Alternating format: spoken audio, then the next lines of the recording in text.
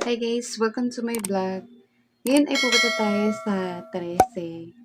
Samahan niyo ako na hanapin yung lugar na pupuntahan natin at magko-commute lang tayo.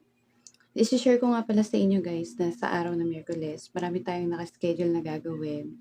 Una yung may klase sa school, pangalawa yung graduation pictorial, pangatlo yung baptismal. So yun guys, nakapili na ako sa tatlong to kung ano yung unahin natin. At yun ay ang baptismal. Dahil nung nakaraang taon ko pa, binabalak na magpabaptismal at yun nga yung napili ko. So, sana samahan niyo ako. Let's go!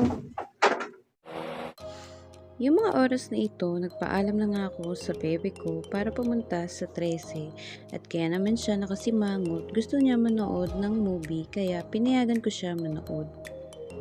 2:00 ng hapon, sa kalagitnaan ng mainit at nakakapasong panahon, napapaisip na nga ako sa mga gagawin ko kung paano ma-handle ang sabay-sabay na sitwasyon. Kung saan, meron akong kailangan isakripisyo para magampanan ko ng maayos ang mga gagawin ko at feeling ko ito yung araw na hindi ko makakalimutan dahil sa malayong biyahe at biglaan.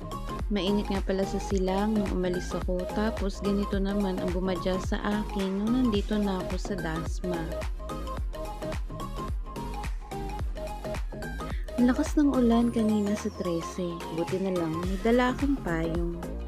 At dahil ito yung unang pagkakataon na makapunta ako dito sa 13, nagtanong-tanong na ako sa mga tao dito kung nasan yung lugar na hinahanap ko at buti na lang may nakapagturo. At natandaan ko rin kung anong klaseng building yung patutunguhan ko. Ganito na nga sa 13, parang nag-Maynila ka na rin. Parehas lang sila ng temperatura ng panahon.